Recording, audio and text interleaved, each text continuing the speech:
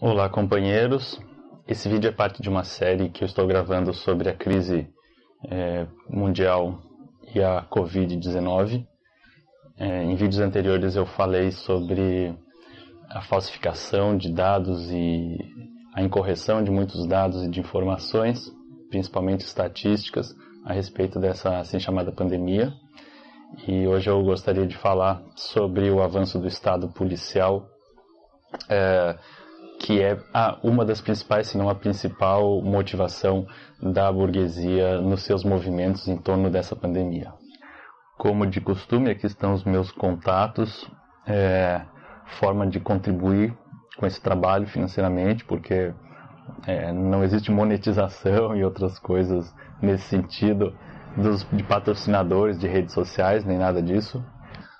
Você pode encontrar meu material no meu perfil do Facebook, enquanto não deletarem minha conta ou censurarem meus vídeos, como já estão fazendo com de outros companheiros. Eu tenho canais no YouTube também, está aqui meu e-mail, tem um canal do Telegram, que é o meio mais seguro de você receber atualizações. Não é um grupo, né? Você não vai ficar recebendo milhares de mensagens por dia, apenas quando eu tiver novos materiais eu envio a informação por ali. É uma página, né, do Telegram. Além do mais, eu estou colocando os vídeos e os PowerPoints de apresentação também nessa pasta aqui embaixo do Google Drive, enquanto o Google também não apagar meu usuário, né? Não me impressionaria se ele começasse a fazer movimentos mais drásticos nesse sentido. Acho que futuramente as forças de contra-hegemonia precisam organizar os seus próprios meios sociais, redes sociais, não que isso já não esteja começando a nascer. Enfim, se pode argumentar que todo Estado é um Estado policial, que, dependendo da conceituação, está correto, né? Eu até recomendo que, para fundamentar as discussões que eu faço, agora eu vou falar bastante sobre que nós estamos no século XX num capitalismo em fase de declínio, né? Eu me refiro a isso principalmente às noções que a gente pode entender a partir dos trabalhos de marxistas, por exemplo, no 18 Brumário de Marx, quando ele trata sobre vamos dizer, a tendência que o capitalismo toma a partir de 1848, da metade do século XIX, e também, por exemplo, Lenin no Imperialismo, a fase superior do capitalismo. Então, eu acho que fundamenta um pouco o que eu quero dizer, e que geralmente o que os marxistas e leninistas se referem quando eles falam do capitalismo na sua fase de declínio atualmente. Me desculpe pelo ruído de fundo, nem sempre a gente consegue gravar nas condições ideais. De qualquer maneira, os estados, mesmo que sejam considerados que todos os estados são estados policiais, ainda eles variam de qualidade, e é isso que eu pretendo apresentar aqui um pouco sobre a atualidade, né? Para os marxistas, inclusive, todo Estado é uma ditadura, aliás, todo regime é uma ditadura, e é uma ditadura da classe que tem o poder político existente.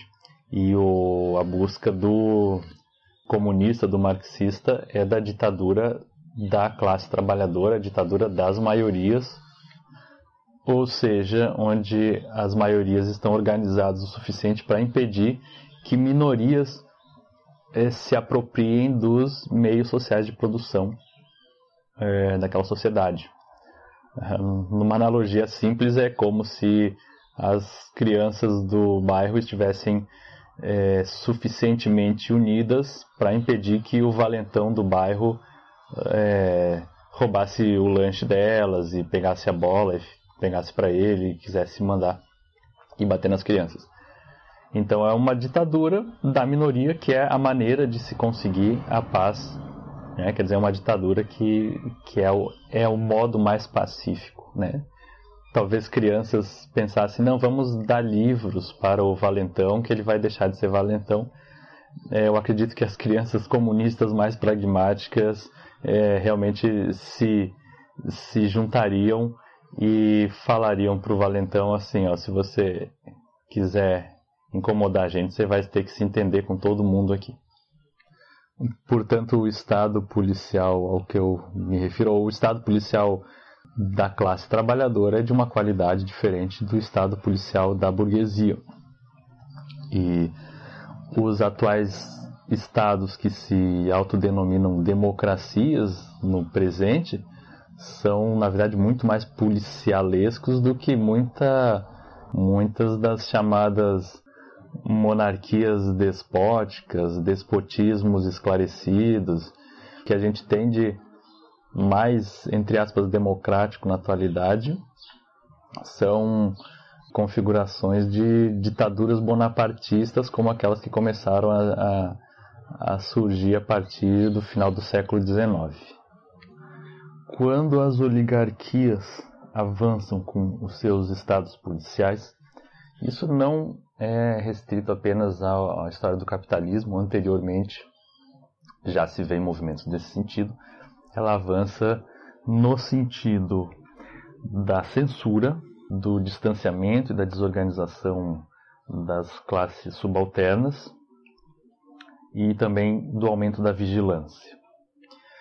E isso é notadamente percebido após momentos onde termina a prosperidade econômica, ou termina o crescimento econômico em cada época histórica. Termina a fase em que a classe dominante ia produzindo prosperidade através da criação aliás, não a criação, a expansão dos seus territórios e incorporação de mais trabalhadores, mais classes exploradas na sua atividade econômica, até que essa expansão chega a um limite no qual estas classes subalternas já estão extremamente exploradas e isso dificulta a manutenção do regime. Elas começam a se revoltar e também as concorrências com burguesias locais, outras forças locais também começam a apresentar uma dificuldade de expansão econômica e então a economia começa a entrar em declínio, Nós estamos atravessando mais um período como este. Na verdade, a economia mundial não se recuperou da crise de 2008, 2009. É uma crise a partir da qual a burguesia precisou começar a financiar e impulsionar as forças fascistas, que têm um papel importante na contenção das classes populares, na sua revolta, porque o empobrecimento começa a ser muito grande. Começou a impulsionar as primaveras árabes e primaveras em outros continentes também, para derrubar governos locais que não fossem tão submissos, ou mesmo que fossem submissos, mas derrubar governos locais para colocar outros ainda mais dispostos a seguir os ditames do imperialismo das principais nações econômicas, Estados Unidos, Inglaterra e França principalmente. A crise de 2008 foi comparada com a crise de 1929, e naquela crise já os governos emitiram dívidas, principalmente os norte-americanos, mas também a União Europeia, para salvar os bancos, seus bancos que quebraram, emitiram dívidas astronômicas. E a crise econômica atual já fez com que os bancos centrais mundiais se colocassem para salvar seu capital financeiro, seus capitalistas locais, numa escala muito maior do que 2008. Ou seja, não houve uma saída do precipício de 2008, uma retomada de emprego, de produção para níveis acima de anteriores, e já caímos num outro precipício agora. 10 anos depois, né? Essas crises levam a revoltas da classe trabalhadora e também das pequenas burguesias locais, mas que são em menor número, naturalmente. E o que nós observamos no ano passado, por exemplo, já era uma escalada dessas revoltas. Na América Latina observamos uma série de movimentações das massas populares, a marcha de Honduras até a fronteira com os Estados Unidos, revoltas no Equador, que depois evoluíram para a Bolívia e chegaram no Chile, e no Chile já duravam mais de 5 ou 6 meses sem que elas conseguissem ser controladas por um estado policial bastante repressivo. Na França havia o movimento dos coletes amarelos, que começou a também se espalhar por outros países da região. Nada disso tinha precedentes na história recente. Em Hong Kong também havia mais de praticamente uns 6 meses, se eu não me engano, revoltas, que essas sim eram noticiadas pela mídia, porque tinham um impulsionamento também do imperialismo internacional na tentativa de desestabilizar a China. Hong Kong vinha cada vez mais se integrando à China continental, e isso não era bem visto pelo imperialismo, e o imperialismo, como a gente percebe, por exemplo, estava em guerra comercial com a China também há bastante tempo, que a China seria o segundo concorrente aí nessa luta internacional geopolítica entre os estados. Acontece que, por mais que tivesse um impulsionamento internacional, as manifestações em Hong Kong, claro que poderiam, e tinham um componente também popular que poderia sair de controle das burguesias e provocar sublevações autenticamente da classe trabalhadora. Tem até uma parte da esquerda mais, não sei, vamos dizer assim, social-democrata, que tem um afeto especial pela China e pelo Extremo Oriente, mas acaba nas suas análises deixando um pouco em segundo plano o fato de que aquela região também foi afetada pela crise econômica mundial. Os indicadores de produção chinês, embora sejam melhores do que do resto do mundo, também estão desacelerando.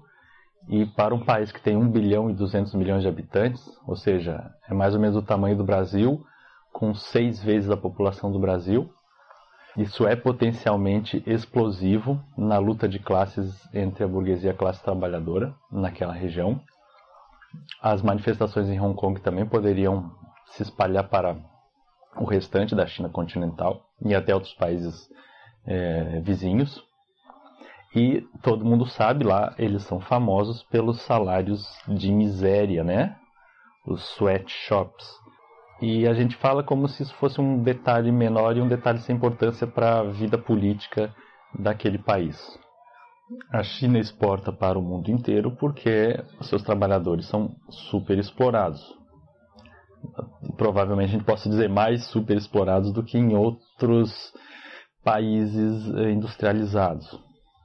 Vocês imaginam, por exemplo, o Brasil, que já tem manifestações, revoltas, por mais que nós tenhamos uma organização trabalhadora muito pulverizada e bastante pelega, né? E foi sendo feita assim, porque o Brasil tem um potencial revolucionário muito forte. Imaginem 5 vezes a nossa população a mais e salários ainda piores do que nós temos. O potencial explosivo que seria. É assim que é a China, e para contrapor-se a isso, a China vem de uma tradição bastante longa, todo mundo sabe, de censura, de controle extremo da sua classe trabalhadora, da sua população. Esse controle, essa vigilância, geralmente a direita mundial gosta de criticar, como se eles não apoiassem o mesmo tipo de controle e vigilância nos seus próprios países, né? Em períodos de crescimento econômico, a burguesia também precisa manter o controle, porque lógico que a classe trabalhadora vai querer disputar um pouco da riqueza produzida. Então, como que ela faz quando esse crescimento começa a desacelerar? Ela precisa fazer a população aceitar, em parte, um aumento do controle. E ela faz isso criando um inimigo, criando medo, criando pânico. Crie medo e as pessoas prontamente abrirão mão dos seus direitos e das suas liberdades. Eu não lembro qual estadista ou pessoa de Estado que falou isso, mas certamente mais de um. E acho que foi, também não vou lembrar quem, Franklin, Thomas Jefferson, que falou que a pessoa que se dispõe a abrir mão das suas liberdades em nome da sua segurança não merece nem a segurança nem a liberdade. É um típico jogo de forças que a gente observa ao longo da história, né?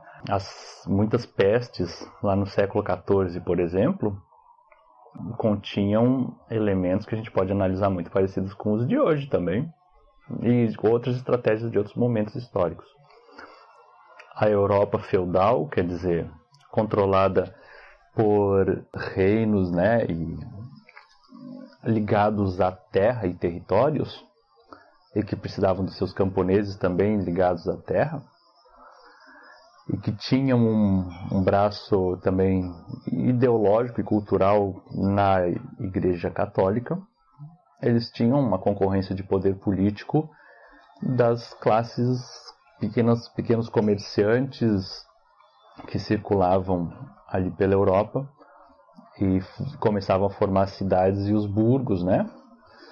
Muitos judeus, ou seja, vindos do Extremo Oriente, e que, claro, que não eram ligados à terra, portanto, né? Então sua atividade precisava ser uma atividade mais ligada ao comércio e às pequenas manufaturas. E também haviam os judeus que eram camponeses vindos do leste, por exemplo, os eslavos, né? Que é um nome genérico de quem vinha do leste europeu, ou não só vinha, né? Mas era capturado em guerras também. Eslavo deu origem ao escravo, né? O termo, a palavra escravo, né? Slave. Quer dizer, os escravos eram justamente os eslavos. Ou seja, já antes do capitalismo, já antes da Idade Média. Bom, aí o que acontecia? Era preciso fazer uma campanha permanente de desmoralização dos judeus. Tanto desses camponeses judeus, para que eles aceitassem condições de vida e de exploração bárbaras, né? Eles aceitassem ser uma subclasse dentro da classe camponesa, como dos judeus que seriam as pequenas burguesias nascentes, né? Que são concorrentes de poder político também dos reinos ali, né? Das aristocracias. E as pragas eram momentos ideais para isso, né? As pragas não vinham aleatoriamente, né? A história das pragas também tem relação com os momentos de avanço e declínio econômico que também resultam num avanço ou numa desorganização da sociedade que pioram as condições de higiene e de saúde, por isso que abrem espaço para a proliferação das pragas, né? Então, nesses momentos justamente mais difíceis, mais árduos, que tinha mais proliferação de doenças na Europa, que também eram os momentos de maior crise econômica, o que a aristocracia fazia era colocar a culpa nos judeus, que eles, como não professavam da fé católica, eles estariam trazendo o mal. E assim eles conseguiam mobilizar uma parte da população também contra esses judeus e facilitar a opressão dessa classe, ou dessas pedaços da classe camponesa e da pequena burguesia. Eu estou chamando de pequena burguesia, alguns podem preferir chamar de comerciantes realmente, né? provavelmente não necessariamente ligados a uma atividade capitalista, né, mas que não faziam parte também da aristocracia, mas mantinham uma atividade econômica ligada ao comércio. Assim, quando a classe dominante feudal mandava as pessoas apedrejarem e expulsarem os judeus, as pessoas faziam isso acreditando que era um mal menor para expulsarem o demônio. Quando, na verdade, o que essas classes dominantes estavam realmente fazendo era, inclusive, piorar, fazer avançar o crescimento das doenças, porque eles estavam ali promovendo uma desorganização social, né? Não vamos pensar que as pessoas unidas para apedrejarem uma parte do povo é uma organização só porque elas estão apedrejando unificadamente. A organização social, vamos dizer, progressista e que teria alguma chance de diminuir o efeito das pragas seria uma organização científica, por exemplo, que procurasse investigar o que estava acontecendo, que fosse buscar onde são os focos da doença e tratar os doentes, né? Esse tipo de abordagem que tem um potencial de saúde, que é a verdadeira abordagem mais sanitária, ficava totalmente dificultado pelo trabalho da classe dominante de incitar a desorganização, a desordem e o conflito entre as classes subalternas. E isso nós vamos ver lá e vamos ver até hoje. Deixado na mão das classes dominantes a organização de um problema como uma doença, uma epidemia, essas classes farão apenas piorar as condições de saúde, porque elas não querem ajudar a classe popular a se organizar. Elas vão aproveitar para desorganizar as classes populares para tentar fazer reduzir o valor da força de trabalho e assim compensar os seus lucros que estão decrescentes, porque, como vimos falando, estamos num momento de declínio da atividade econômica. Portanto, seja lá no passado, seja atualmente, seja no futuro, qualquer problema que surgir na humanidade, por mais que ele pareça um problema maior do que a classe dominante, por mais que surgisse uma epidemia que fosse provavelmente mais letal do que a burguesia, o que isso não é verdade, a classe trabalhadora precisa se organizar para encontrar as suas soluções para sair do problema.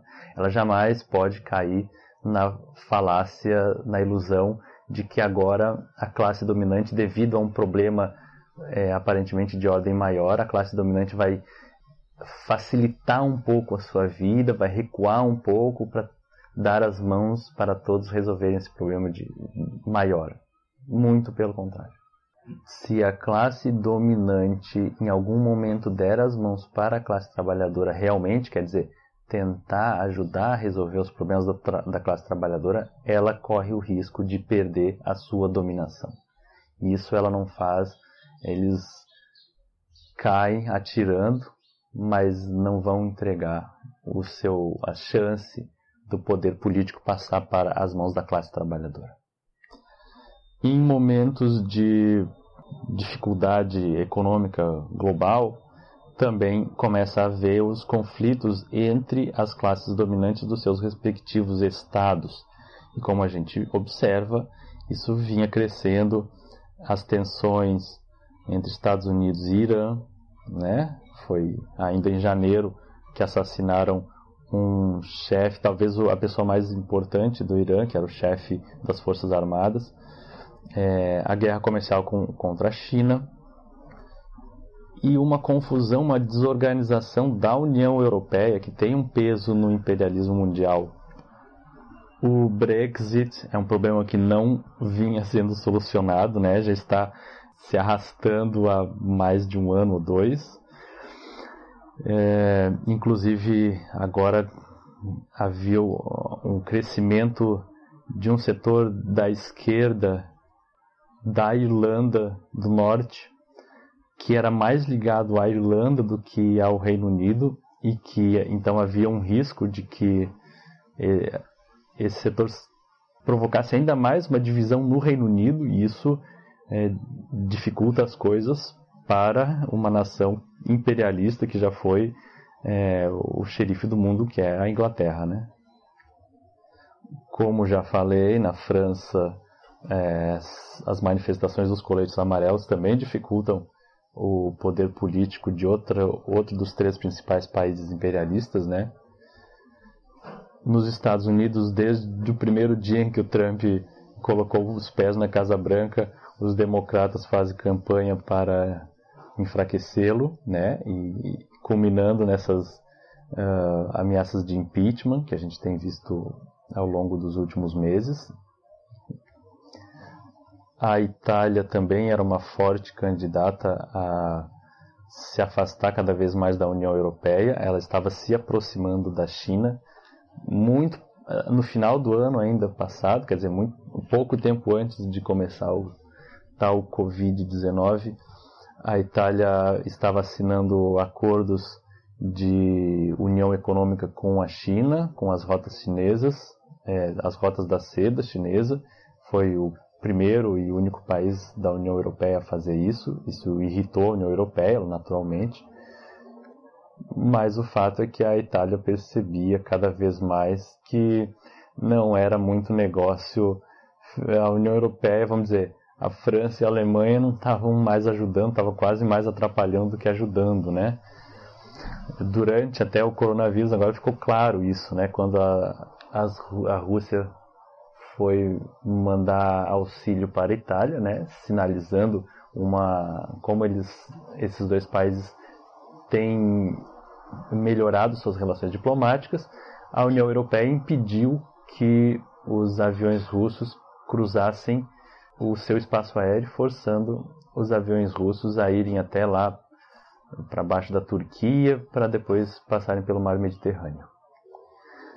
Em um outro vídeo eu vou poder preparar melhor um cronograma que mostra que a cobertura da imprensa sobre o coronavírus, ela não teve nenhuma relação com o suposto crescimento dos números de casos ao longo do tempo.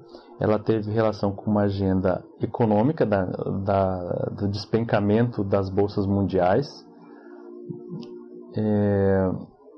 e do posicionamento das tropas americanas na Europa, perto das fronteiras com a Rússia. Não lembro bem como é que era o nome da operação. Segurança Europeia, eu vou descobrir isso aí.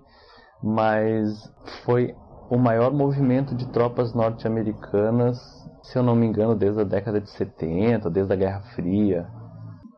Sem falar também, já que estamos falando dos Estados Unidos, que eles continuam assediando a Venezuela, obviamente, né?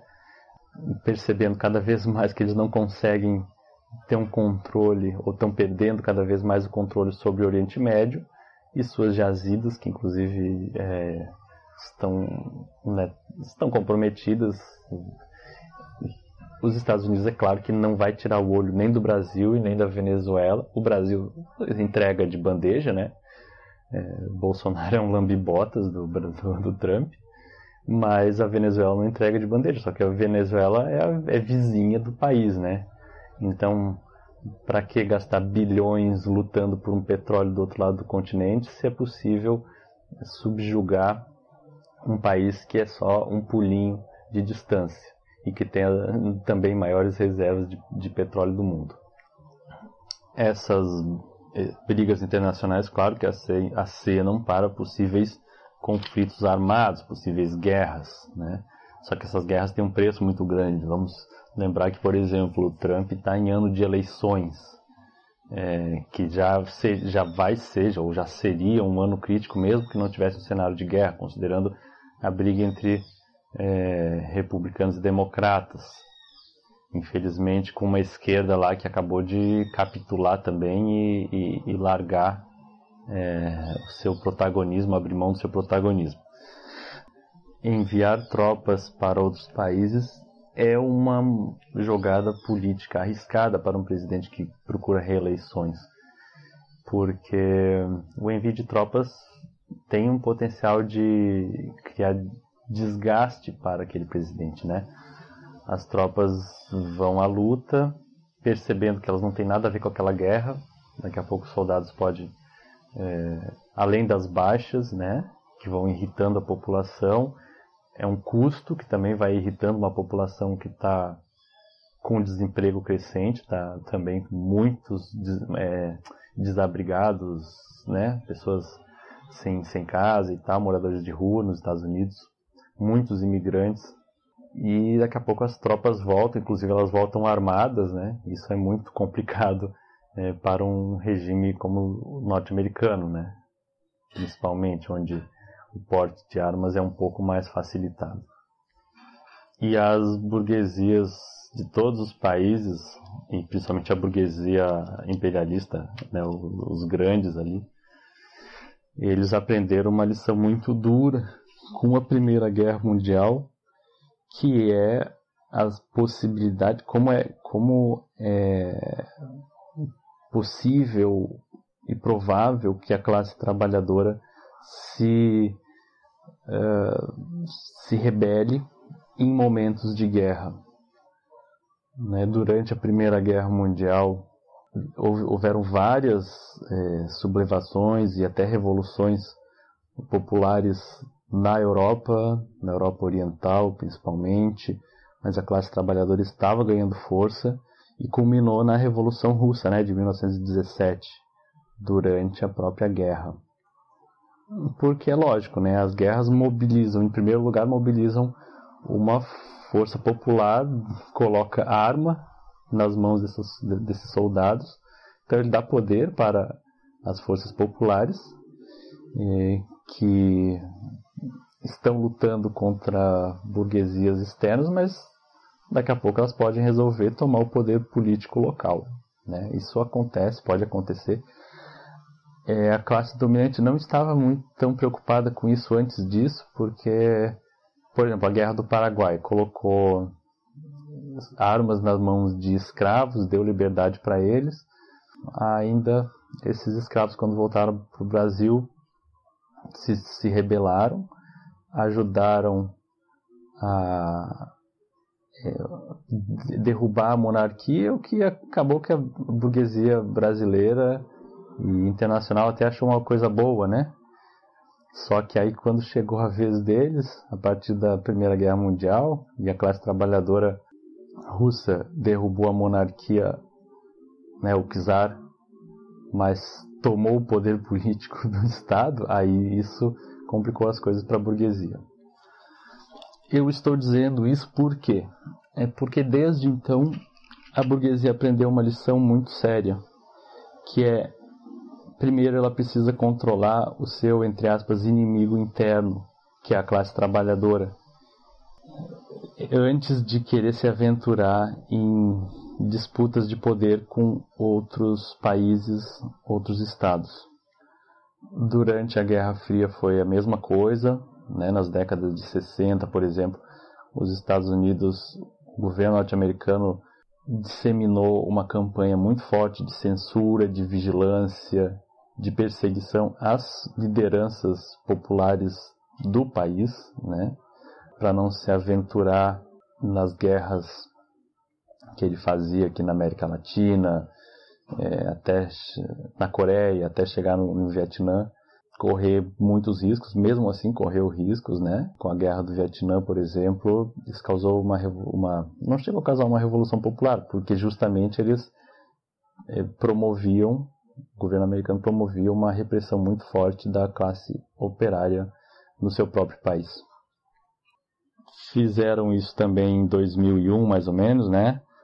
Antes de começar a guerra no Afeganistão, né? Criaram a guerra contra o terror. E essa guerra contra o terror, as Torres Gêmeas, que hoje todo mundo está perfeitamente documentado, foi um atentado interno com o aval de grandes, poderosos norte-americanos, do Pentágono também, para causar um pânico na população e fazê-la aceitar medidas de controle e vigilância muito maiores, né?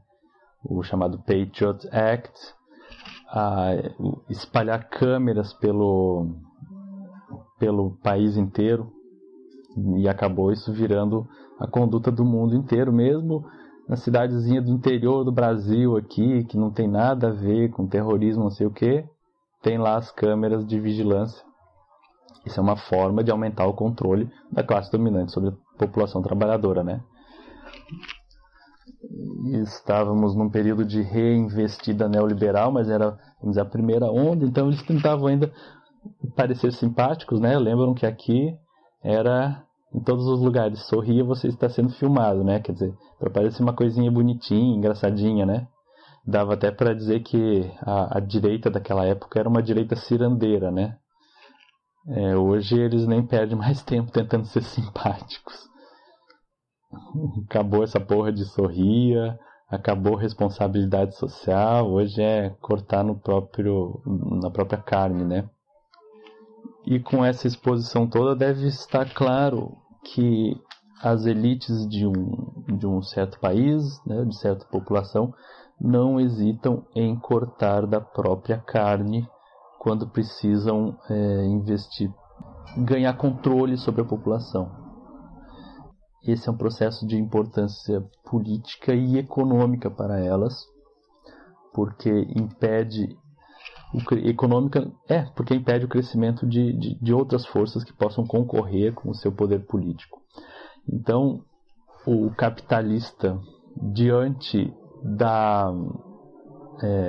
quando ele observa que ele pode ter prejuízos, ou que é inevitável que ele vai ter prejuízos, o que ele faz é gerar prejuízos maiores ainda para os seus concorrentes, para evitar que os seus concorrentes os superem, né, e tomem o poder político de si.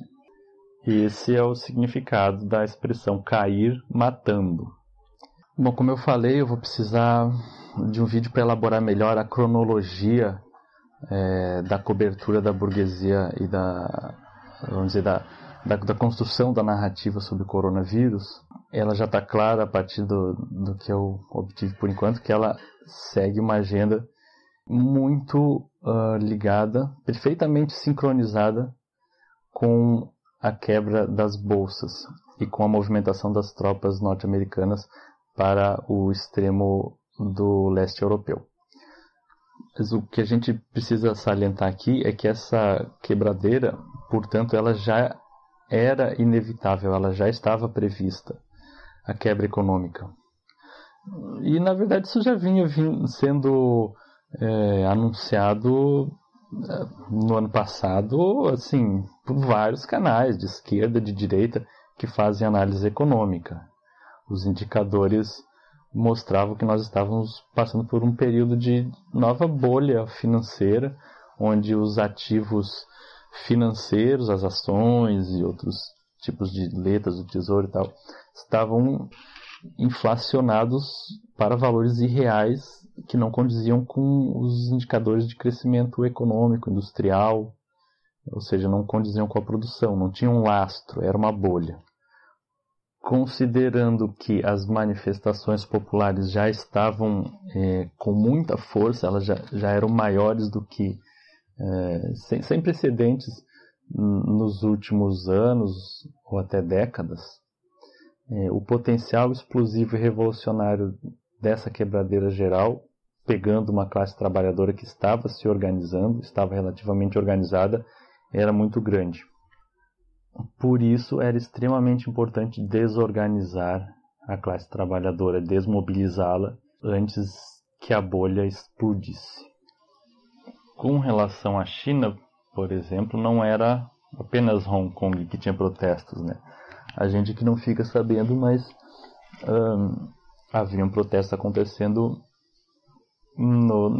na China também, na China continental, inclusive lá em Wuhan.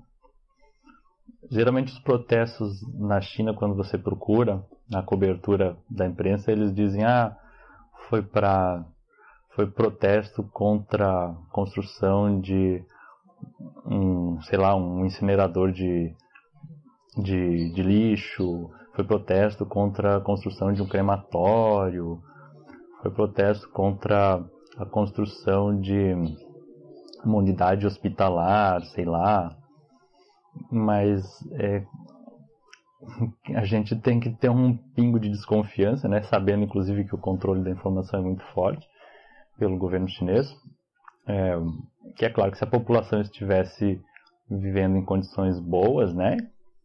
Eles não iam perder tempo arriscando, inclusive, se arriscando, protestando contra crematório, né?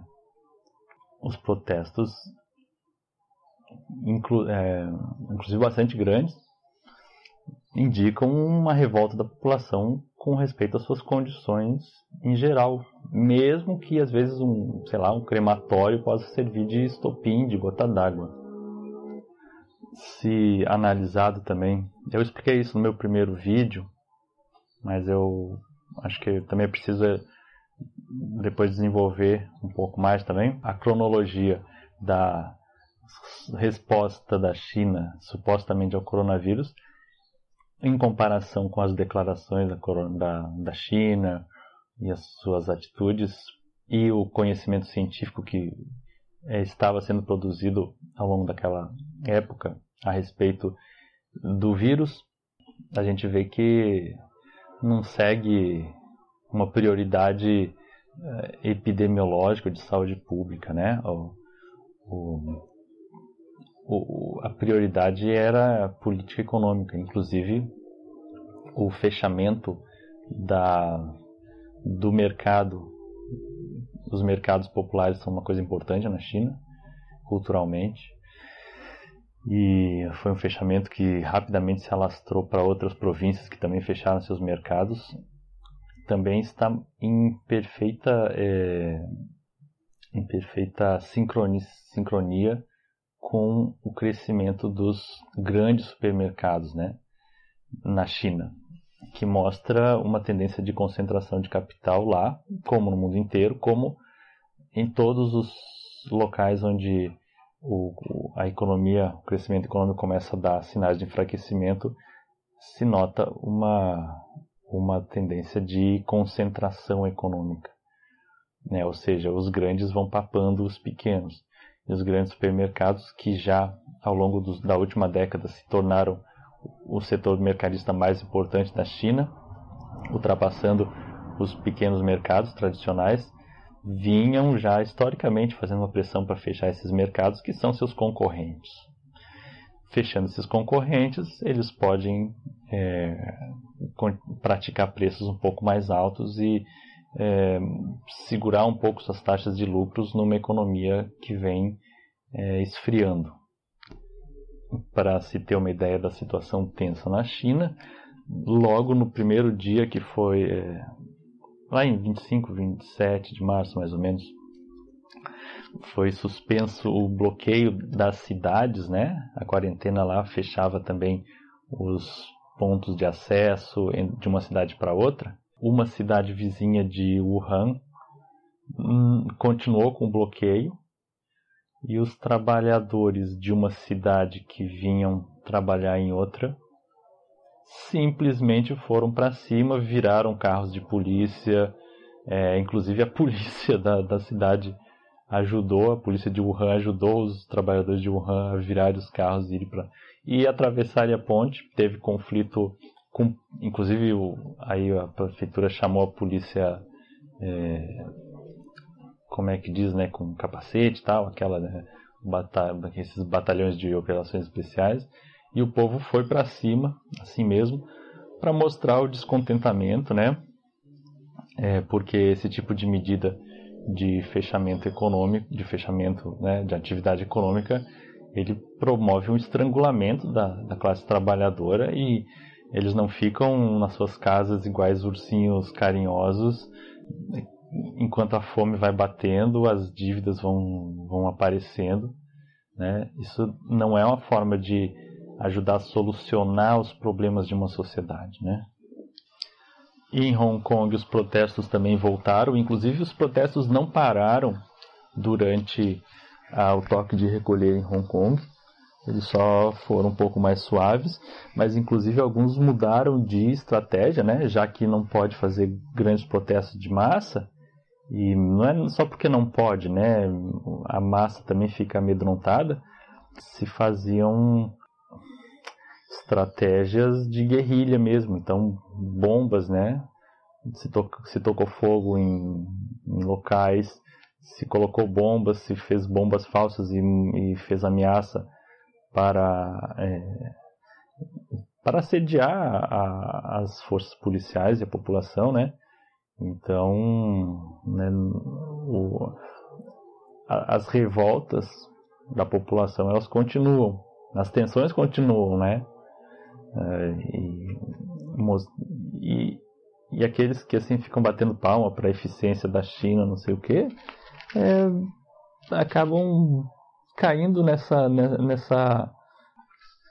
nesse discurso ilusório de que os trabalhadores, a população, vai esquecer dos seus descontentamentos ou deixar os seus descontentamentos em segundo plano, em nome de sacrifícios que o governo lhes pede para fazer.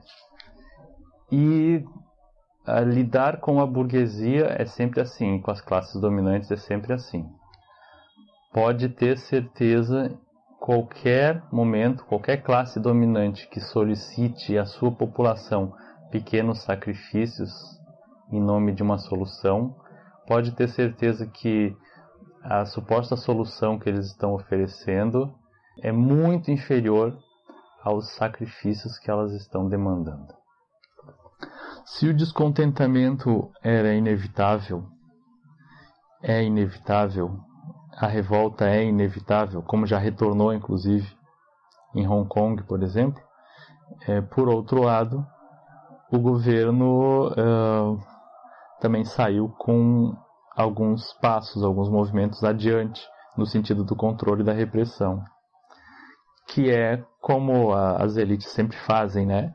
Elas estabelecem algum tipo de pânico para que as pessoas aceitem um maior controle e atividade repressiva, e quando o motivo do pânico começa a arrefecer, a dar sinais de diminuir, as medidas repressivas continuam, né? A jurisprudência continua.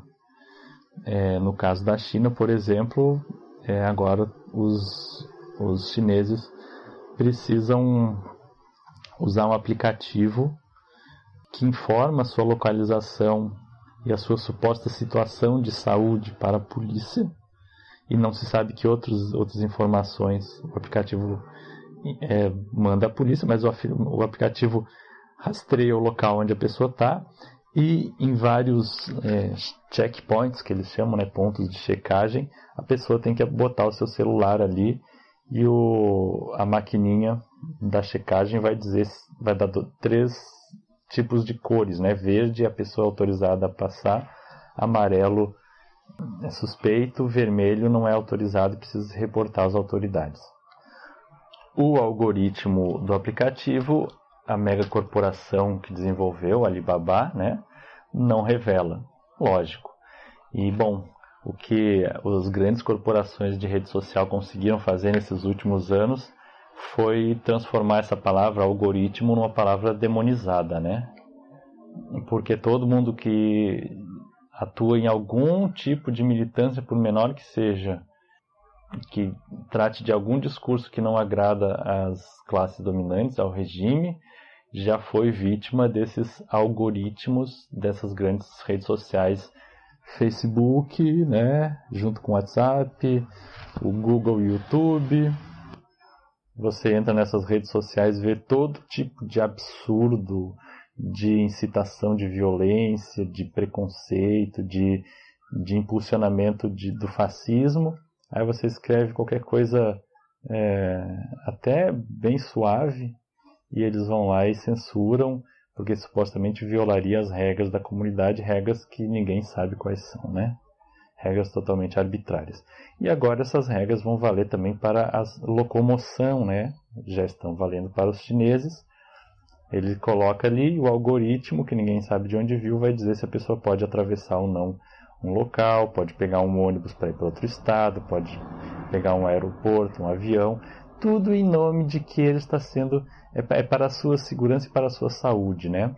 A saúde cada vez mais vira um assunto de polícia e não de profissionais da saúde. Inclusive, podem ter certeza, eu até deixo aqui para quem tiver interesse de investigar, né? Com os dados dos governos.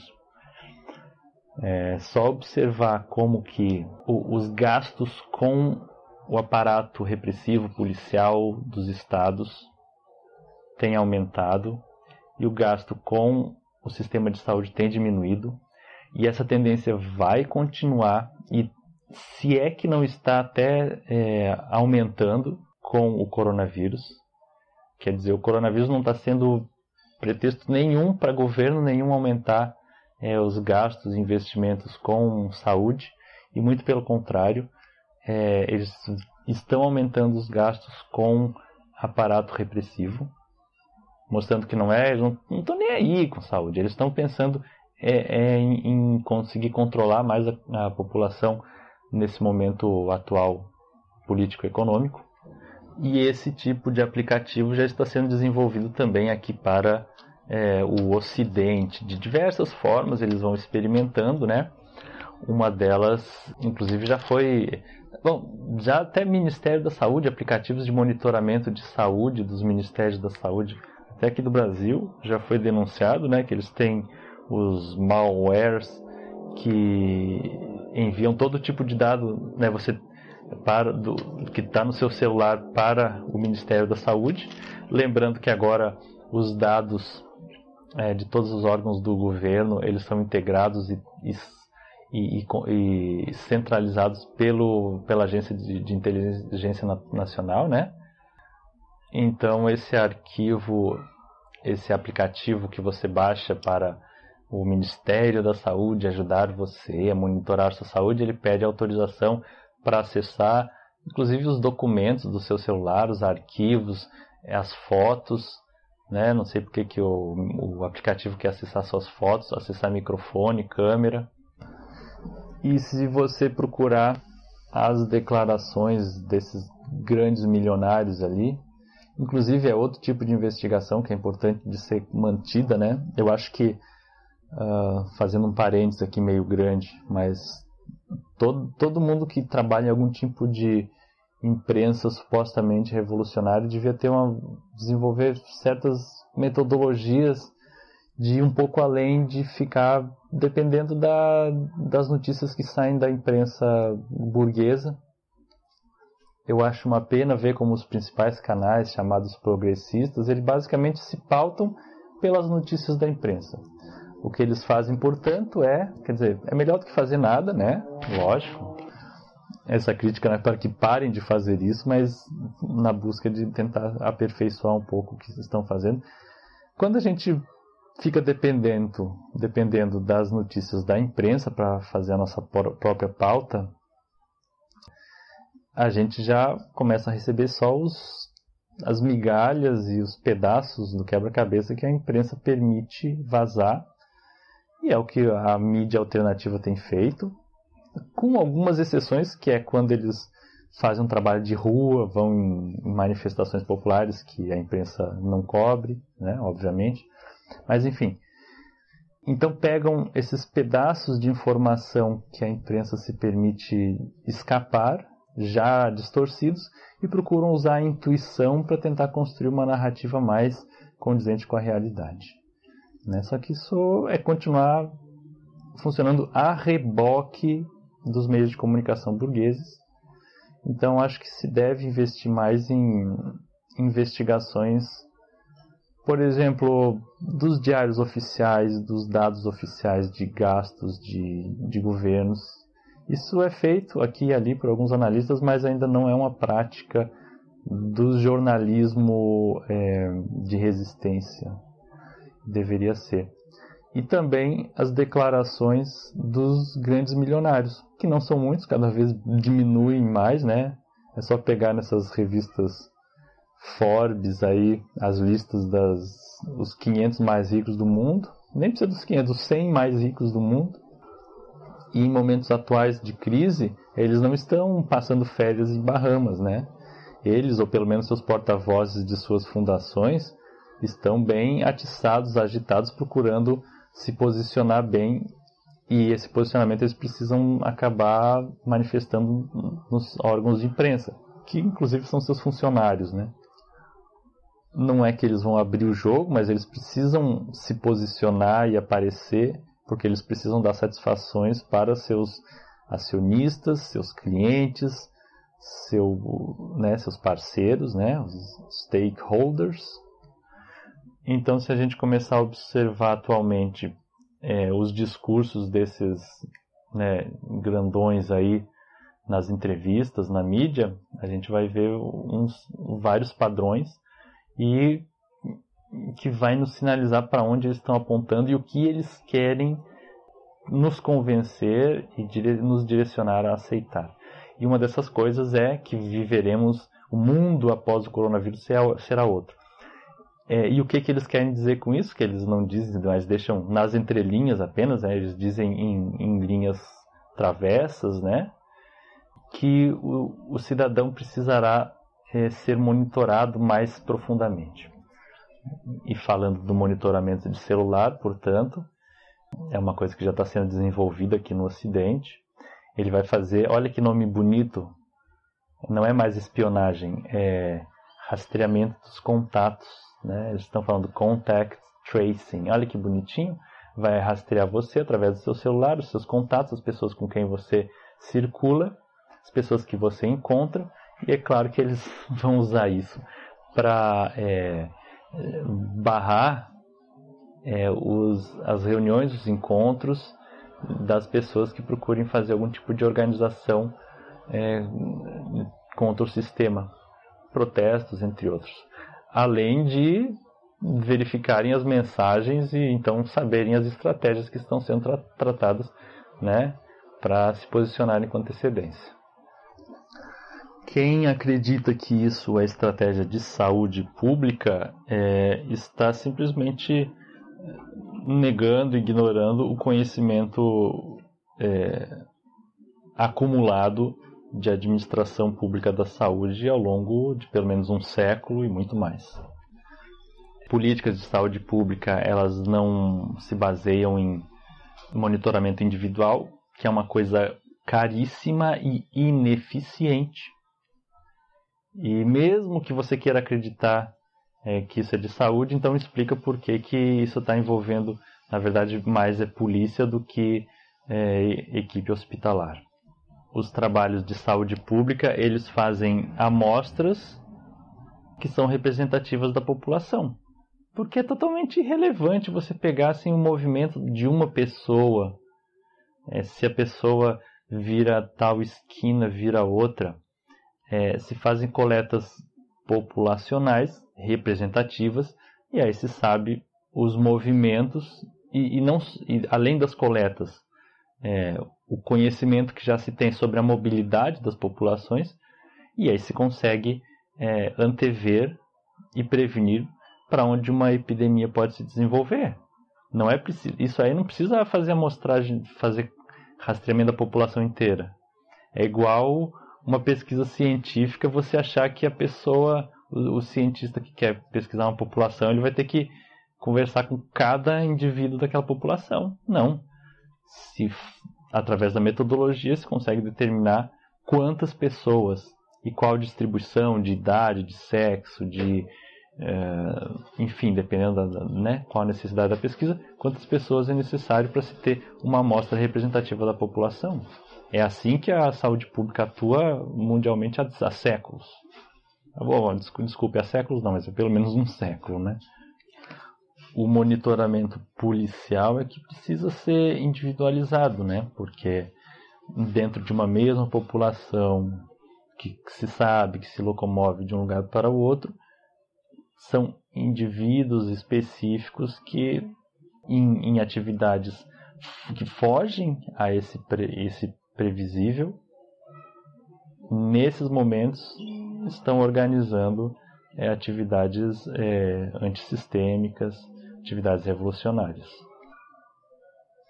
Esse rastreamento ele vai até o que já está sendo desenvolvido, que são os microchips.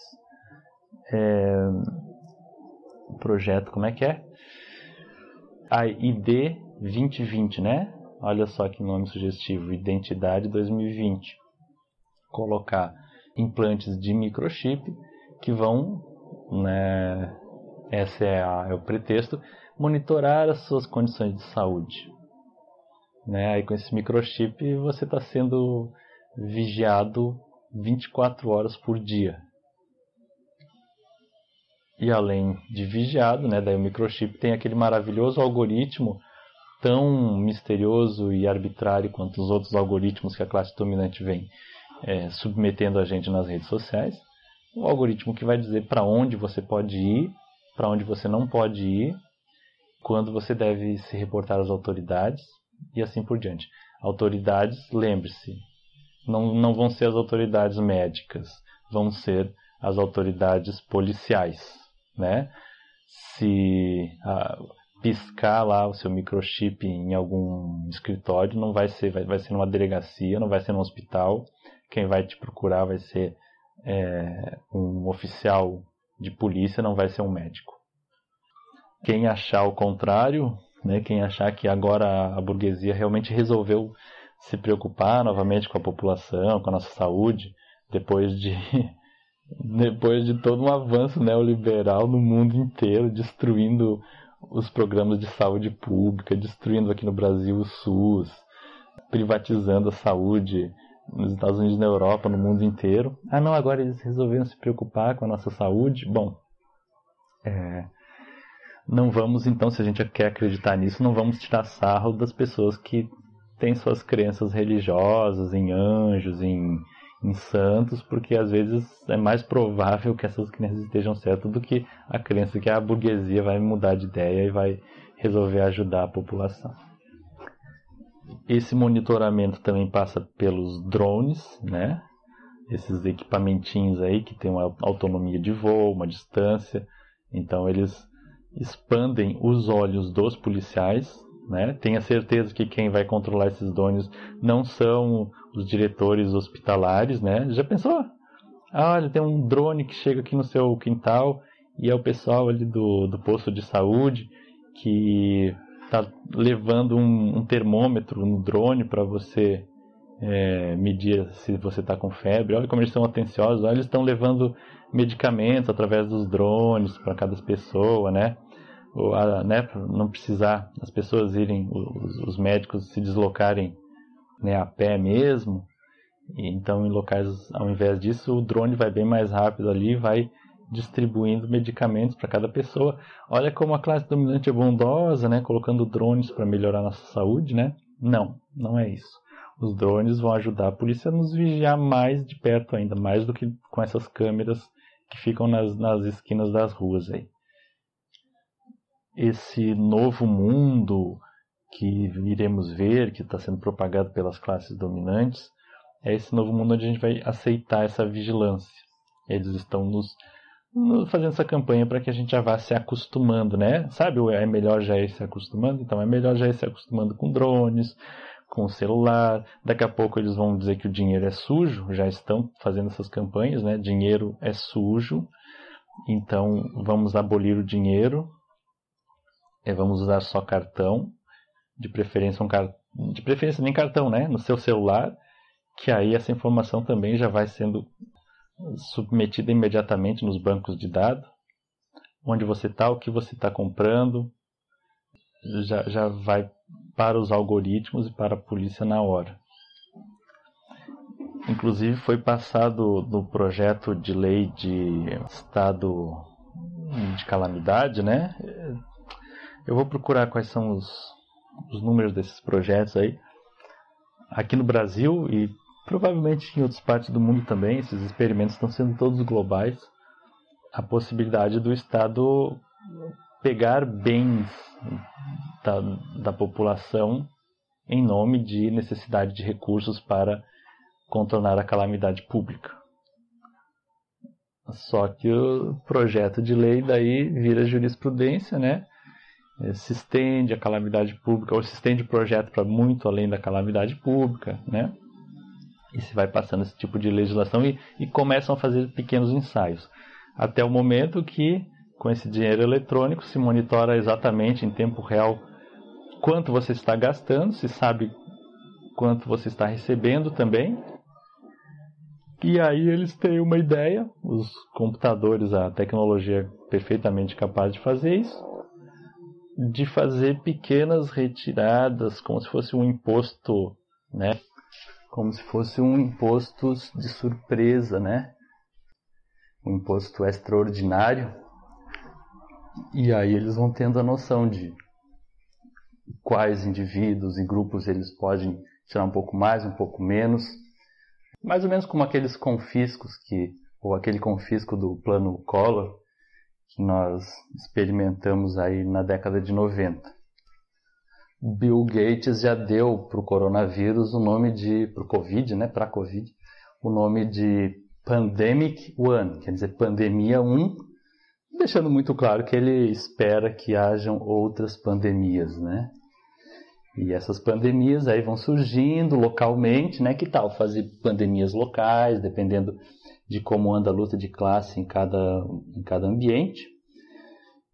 E, através dessas pandemias locais, também fazer pequenos confiscos, pequenos programas de contenção e assim segurar, reter os movimentos da classe trabalhadora nas lutas pelos seus direitos. Nesse processo de vigilância, já falei no meu primeiro vídeo, a China instalou nos pontos, aeroportos e outros, também outros tipos de vigilância, que é de temperatura do corpo, reconhecimento facial. A gente vai ver cada vez mais os sites da internet, como já estão fazendo, pedindo autorização para uso de cookies, né? Esses cookies vão rastrear cada vez mais nossa atividade na internet e assim alimentar os algoritmos sobre o que estamos fazendo, pesquisando, nossos interesses. E além disso, como todo sistema de vigilância, ele também pede uma vigilância das pessoas entre si. Por isso que já tem também aplicativos para você denunciar seus vizinhos, denunciar quem está saindo mais de uma vez por dia de casa, né? Que belezinha isso aí. Não só aplicativos, como também sites, né? Telefones e tal. E claro que, como o caminho do inferno está pavimentado de boas intenções, eles vão colocar as boas intenções, né? Reporte se o seu vizinho estiver doente, não sei o que. Está circulando aí um vídeo dos médicos vestidos como se estivessem num vazamento de uma usina nuclear, né? Eles vão também com uma maca toda especial que é vedada, que é aquela bolha, né, de ar. Então parece aquela coisa bem monstruosa. Aí eles colocam uma criança dentro de roupas assim também. É um cenário assustador e vão levando a criança, separa da mãe, né? A mãe fica em casa chorando e eles vão levando a criança sozinha dentro daquela coisa assustadora, supostamente para mostrar essas encenações que a imprensa gosta de divulgar, anedóticas, né? Supostamente para mostrar que o coronavírus é realmente uma coisa assustadora, né? Avassaladora. O que a gente não leva em conta ali é que, na verdade, esses médicos que estão ali na frente de batalha, eles não estão ali fazendo aquilo por iniciativa própria, né? Aquilo, além da encenação, aquilo ali eles recebem determinado protocolo e ele tem que cumprir o que está sendo feito. E se não cumprir, pode receber alguma advertência administrativa e vai ter outro que vai acabar cumprindo. Então, se aparece um protocolo aí que é para fazer isso para a pessoa que está com um arranhãozinho no joelho, eles vão ser obrigados a fazer, né? Ali ninguém conversa com os médicos para saber o que realmente está se passando, o que eles acham daquela medida e tal, né? além do mais, é o típico esquema midiático que a gente já conhece, né? Aqui por exemplo, a polícia, antes de ir... Aliás, o juiz, quando dá a ordem de prisão, ele já, antes disso mesmo, ele já telefona para a imprensa, já manda a imprensa chegar na frente da casa da pessoa, e a imprensa chega antes da imprensa na casa da pessoa, né? Quer dizer, para mostrar toda aquela cena para as televisões, né? Esse tipo de campanha da burguesia, eles sabem disso, tem dois efeitos. Eles brincam com fogo, eles não sabem até onde, né? Eles não sabem o total controle do que eles fazem, mas um dos efeitos, lógico, é a população começa a ficar desconfiada da medicina e começa a parar de procurar o médico, né? Nossa, você nunca mais, uma mãe dessa nunca mais vai ligar para um posto de saúde, vai procurar um posto de saúde, alguma coisa assim, né? Os protocolos também de tratamento dos que testam positivo por coronavírus, né? Que eu já falei aí, fiz essa diferenciação no meu vídeo.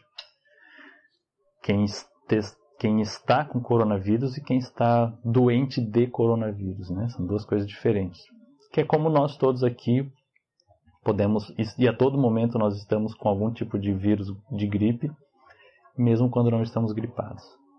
E o vírus tem uma relação até harmônica com o nosso corpo, né? Não seria desejável a gente remover por completo todos os nossos vírus de gripe do corpo. Mas o que eu quero dizer com isso é que também é muito fácil criar procedimentos, protocolos de tratamento esquisitos, que pegam a criancinha dentro dessas roupas de astronauta, essa coisa assustadora, levam e aí obrigam os médicos a usar procedimentos bem invasivos, tipo esses ventiladores mecânicos mais barra pesada aí, e inclusive promover uma morte para dizer, nossa, viu como o coronavírus está pegando crianças, não é só velhinhos, e viu como mesmo apesar de todos esses cuidados a criança morreu. Então assim, a burguesia não se constrange de matar criancinhas, eles não tem problema nenhum com fazer isso. A única coisa que os detém é serem pegos, mas assim, fazer uma encenação, criar um morto ali para um determinado motivo, isso para eles como é que é pão nosso de cada dia. É curioso que tem pessoas que desconfiam imensamente de qualquer coisa do seu vizinho, do seu parente, da namorada, do namorado, e quando se trata de nós discutirmos sobre uma classe que tem bilhões de dólares, trilhões de dólares em jogo, a pessoa se recusa a ter um mínimo de desconfiança, né? Então isso acontece também, né? A gente tem os nossos vieses, nossas preferências. E aí falam que é teoria da conspiração, como se a conspiração não fosse a prática e o padrão das classes dominantes. Aliás, de todas as classes. Se juntar 3 pessoas, daqui a pouco um vai estar conspirando contra o outro. Além da vigilância também se faz um processo de censura. O YouTube apareceu com essa censurazinha marota, essa malandragem deles, né? Que devido ao coronavírus eles estão trabalhando com um número reduzido de pessoas, então eles podem censurar. Eles não usam essa palavra, lógico, eles têm que usar uma palavra mais bonitinha, né? Enfim, eles podem remover vídeos que não violem os princípios da sua comunidade. Que, aliás, são essas regras de comunidade que ninguém sabe quais são, né? São totalmente arbitrárias. E eles já estão dizendo, mesmo com essas regras arbitrárias, agora a gente pode tirar mais ainda vídeos. É óbvio que são vídeos a respeito da Covid, tanto quanto o Facebook, já vou falar do Facebook também. E, assim, a gente tem que ser muito enganável, né? Eles estão pedindo muito da nossa ignorância para fazer a gente imaginar que eles não têm funcionários que podem trabalhar de casa, né? Trabalhar com número reduzido, um cacete, né? Eles estão entre as empresas que mais têm funcionários trabalhando de casa. Não tem bobagem nenhuma. Não se trata de uma empresa, de uma indústria, por exemplo, que ou os funcionários estão amontoados ali no chão da fábrica, ou ela teria que triplicar de tamanho para permitir uma distância um pouquinho maior entre cada funcionário, né? A gente está falando de uma corporação, os funcionários trabalham de baixa intensidade de mão de obra, realidades mais de escritórios e trabalho de escritório doméstico. E mesmo que o que eles falem seja verdade, revela como que é uma droga nós ficarmos na mão da burguesia, né, dessas corporações aí. Para essas corporações é assim, olha, né, a lógica. Vamos ter que reduzir o número de funcionários. Quer dizer, desculpa, não é que essa lógica, né? A lógica é, olha, já que tem uma doença contagiosa, a gente vai reduzir o número de funcionários. Olha que legal que nós somos. E já que nós vamos reduzir o nosso número de funcionários, nós vamos aumentar a censura das nossas redes sociais. Poderia ser o contrário, né? Olha, já que estamos passando por um momento de dificuldade econômica, muitas pessoas estão com as suas atividades econômicas ameaçadas ou até perderam seus trabalhos, nós vamos contratar mais pessoas que trabalhem de casa, que ajudem a fazer essa suposta filtragem, né, super legal que eles fazem, né? Qualquer empresa que realmente se importasse com a população buscaria dar mais emprego ao invés de reduzir funcionários e diminuir a censura ao invés de aumentar, né? Aumento de censura é algo próprio dos regimes tirânicos, dos estados policiais, como eu vim falando até aqui. Em momentos de ascensão da economia, momentos de prosperidade na história, eles foram paralelos a gente observa nesses momentos um crescimento da atividade intelectual, da liberdade de expressão, e os momentos de crise econômica, de recessão, de desemprego foram acompanhados, foram juntos, né, de ascensão de classes reacionárias e de atividade de censura. Essa censura também eles procuram passar para que o povo também faça censura, então o estabelecimento, a pressão por um pensamento único, né? O pensamento único é a legitimação de formas de censura do povo entre si, a desmoralização de vozes dissonantes. Não, isso é o oposto de progresso social e econômico.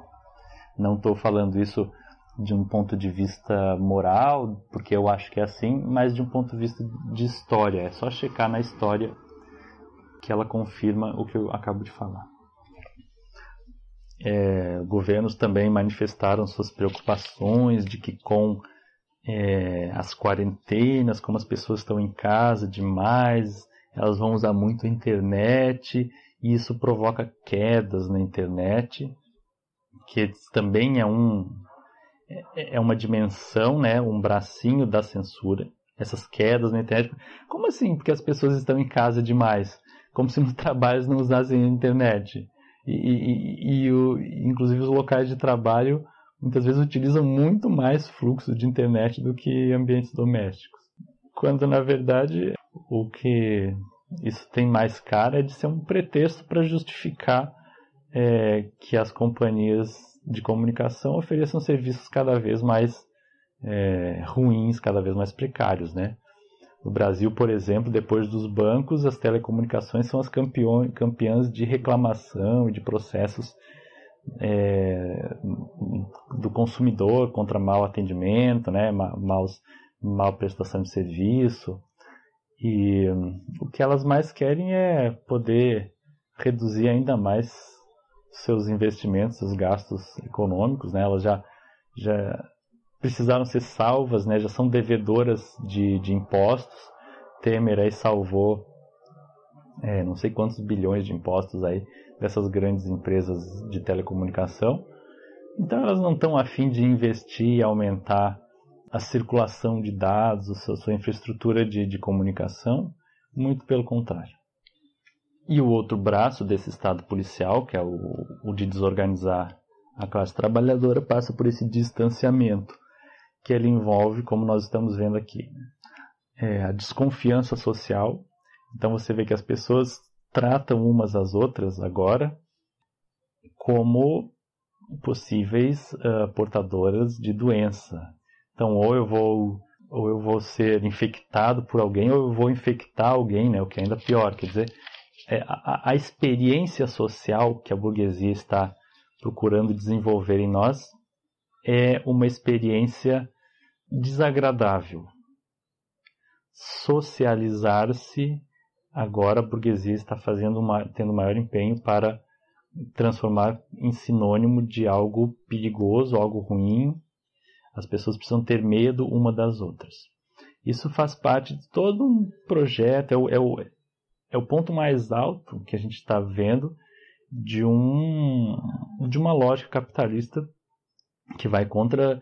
É o oposto, por exemplo, vamos dizer, da máxima marxista, né? A sua síntese, mega síntese marxista do Manifesto Comunista, que é trabalhadores do mundo univos, né? E não é à toa que esse grande empreendimento da burguesia em mobilizar a classe trabalhadora mundial é no sentido de trabalhadores desunivos, né? Trabalhadores afastai-vos, trabalhadores distanciai-vos.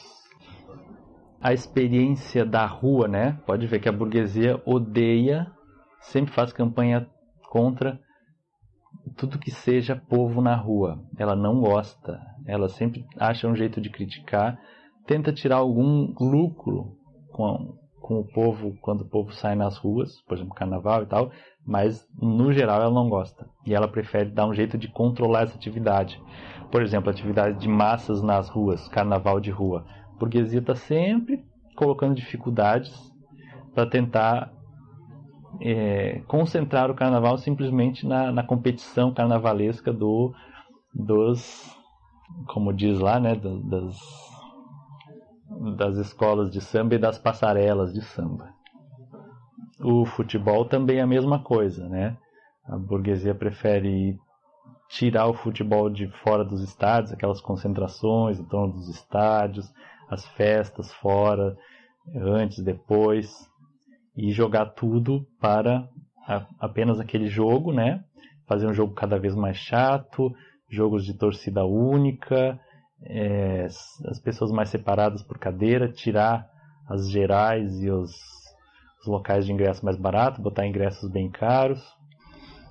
E o que a burguesia está fazendo é justamente pregar para a população que sair na rua é uma coisa desagradável. Ela não só é geradora de medo, como eu coloquei, de contaminação.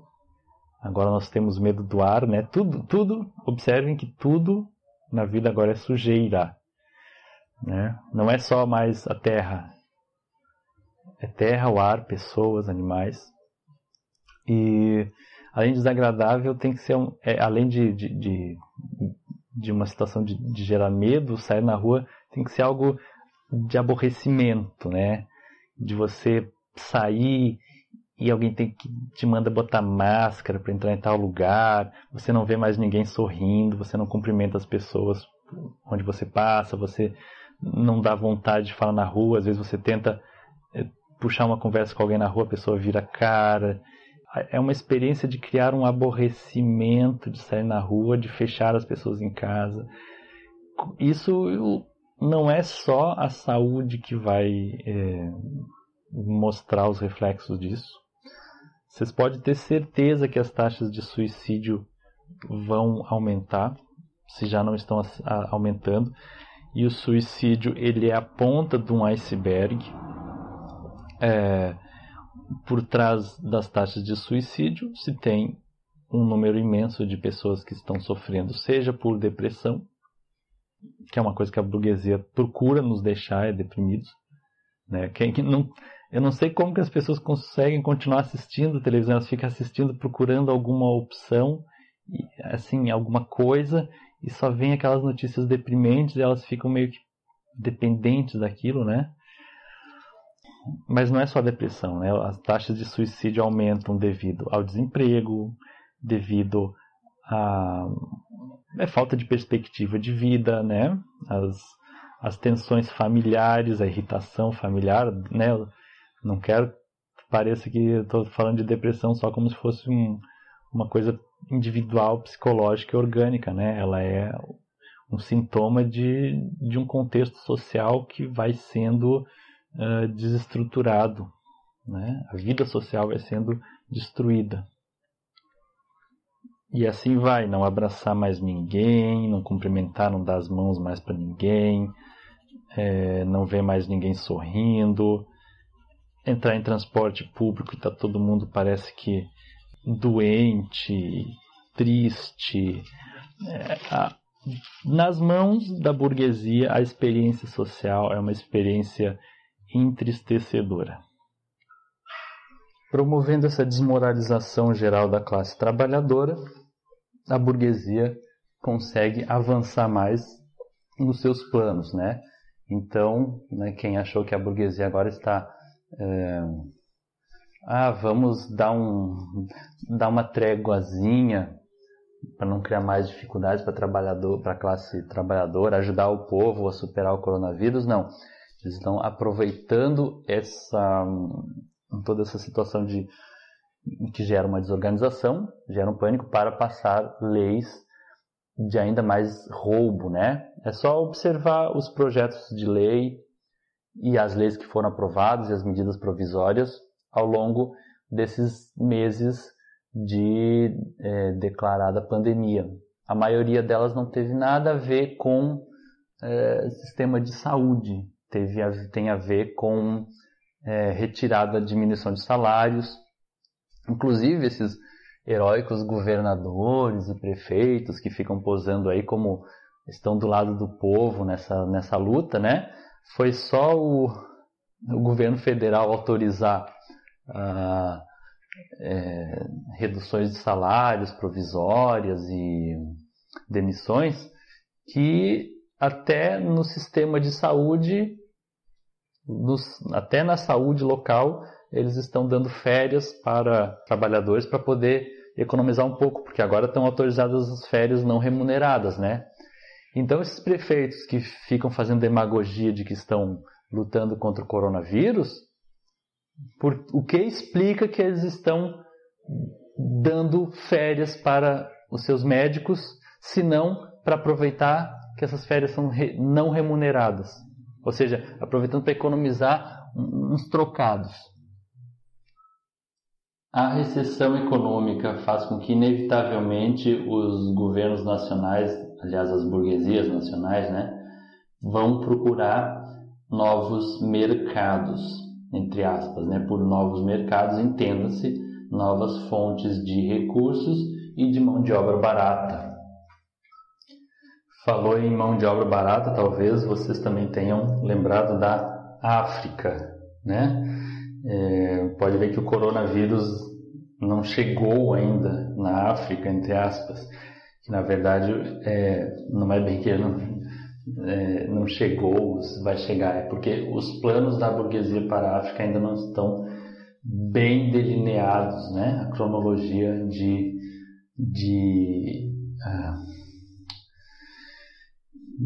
avanço pela África ainda está entre aspas, debate, né? Ainda não está bem resolvida, né? Porque, óbvio, como o continente menos desenvolvido, se esse vírus é o que estão dizendo, né? Que ele é extremamente contagioso pelo ar, quer dizer, ele teria se espalhado primeiramente, imediatamente na África. que pelas condições sociais e populacionais também muito grandes, é muito vulnerável, né? As doenças espalham e o sistema de saúde seria o primeiro a ter entrado em colapso. Mas o timing, né, a cronologia das lutas sociais era diferente. A burguesia precisou primeiro desorganizar as classes trabalhadoras dos seus próprios territórios. Mas mais importante do que isso é o seguinte, né? Esse avanço sobre os direitos das classes trabalhadoras vai provocando um achatamento dos salários. E é isso que o mundo imperialista, todo mundo ocidental está buscando, né? Eles não querem mais, não conseguem mais ficar dependente da mão de obra barata da China. Eles precisam ter controle sobre outras mãos de obras que também sejam mais baratas do que elas já são. Conforme essas mãos de obras vão ficando mais baratas e a demanda mundial vai diminuindo também, né? Porque o comércio mundial, a indústria e as finanças estão desacelerando, isso vai provocando novas tensões. Vamos voltar lá para a China, né? O principal concorrente nas riquezas dos Estados Unidos. O principal, se eu não me engano, é o segundo PIB mundial, né? Uma população já explosiva, já grande, uma superpopulação, sem contar outros países como a Índia, por exemplo, que também já passou de 1 bilhão de habitantes e está ali do ladinho, né? O que acontece quando a China vai ter que concorrer com o resto do mundo que também está conseguindo abaixar sua mão de obra? Ela vai sofrer uma pressão para baixar o preço da mão de obra interno. Além do desemprego, né, por causa da diminuição da atividade econômica, vai ser desemprego com redução de salários. Isso começa a provocar uma tensão social imensa, né? A tensão já começou a explodir logo que eles, final de março, começo de abril, levantaram diminuíram as quarentenas ali, as restrições, permitiram que as pessoas voltassem a circular nas cidades. Então imagina com uma pressão que é por desemprego e redução de salários na China, um país de superpopulação. O mesmo acontecendo na Índia também, né? Engraçado que na Índia tinha gente que estava aplaudindo que a polícia batia nas pessoas que estavam na rua, né? Quer dizer, é a típica atividade que é policial, não é médica, né? Porque o médico não vai sair batendo nas pessoas que estão na rua, né? A gente tem que ver qual é a situação da pessoa. Você vai saber se ela é empregada de uma empresa que não liberou os funcionários, que, aliás, a maior parte da produção capitalista mesmo da mais-valia não parou as suas atividades industriais. Quem parou eles pararam vamos dizer, as burocracias, né? As escolas, que também são locais que são dos primeiros a se mobilizarem, principalmente secundaristas e universidades, né? Se mobilizarem as suas atividades. Esses foram os primeiros a parar e vão ser os últimos a reabrir. Os serviços públicos, né, que também são locais que acabam se mobilizando rapidamente nas manifestações, os funcionários públicos. Tudo isso vai ser a última coisa que eles vão pensar em reabrir. Mas a produção da mais-valia mesmo, construção civil, indústria metalúrgica, né, e outras, só reduziu o seu número para acompanhar a redução da demanda, mas continuaram na atividade. Então essa desaceleração e essa pressão interna vai forçar a China a ir atrás de outros mercados, né? Quer dizer, o vai forçar não quer dizer que uma profecia, né? Isso é uma tendência, não é uma tendência, é uma pressão. Uma pressão que leva a acontecer, mas pode acontecer outras variáveis ali, né? Não é uma coisa que a gente possa prever ao certo, mas é muito, muito natural esperar que a China comece a querer abrir novos mercados, buscar essa mão de obra barata também em outras regiões, para não precisar estrangular ainda mais o seu povo internamente. Então, por mais que se fale hoje, a China não tem pretensões imperialistas, eles dão declarações que eles só querem um mundo unificado não, né?